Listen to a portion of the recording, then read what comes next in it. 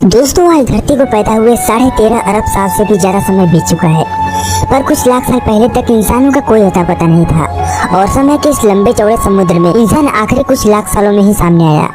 हम जितना भी इतिहास जानते हैं वो इन आखिरी 6000 सालों का है। वो तमाम बादशाहों की लड़ाइयाँ, नई जगह, नई खोज, इतिहास की किताब का हर एक पल इन आखिरी सालों में मौजूद है।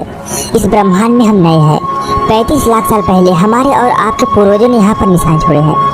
इसके बाद हम दो पैरों पर खड़े हुए और उनसे अलग हो गए। जब हम दो पैरों पर खड़े हुए तो हमारी आंखें सिर्फ जमीन पर ही नहीं टिकी रही, बल्कि हमने आसमान की ओर देखना शुरू किया और उसे देखकर उसके बारे में सोचना शुरू कर दिया।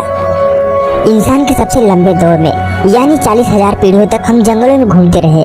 फिर हमने झुंड में रहकर शिकार करना, औजार बनाना, आग पर काबू पाना और चीजों को जानकर उसका नाम रखना सीख लिया। यह सब हुआ आखिरी 15 लाख सालों में। और आज से 30,000 साल पहले हमने अपने कलाकारी से पहली पेंटिंग बनाई और इसके बाद हमने खगोल का आविष्कार किया। असल में हम सभी के पूर्वज खगोल शास्त्री हुआ करते थे।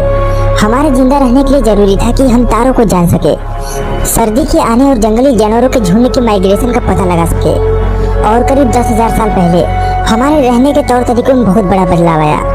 हमारे पूर्वजों ने माहौल को बदलना, जंगली जानवरों और पौधों को अपने वश में करना, खेती करना और एक जगह से दूसरी जगह पर रहना शुरू कर दिया। इसने सब कुछ बदल दिया। हमारे इतिहास में पहली बार हमारे पास अपनी जरूरत से ज्यादा सामान होता था।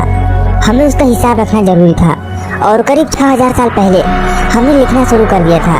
वैज्ञानिकों के अनुसार मानव जाति का इतिहास 40 से 50 लाख साल पुराना है। मानव विकास का संबंध जीव विज्ञान से है।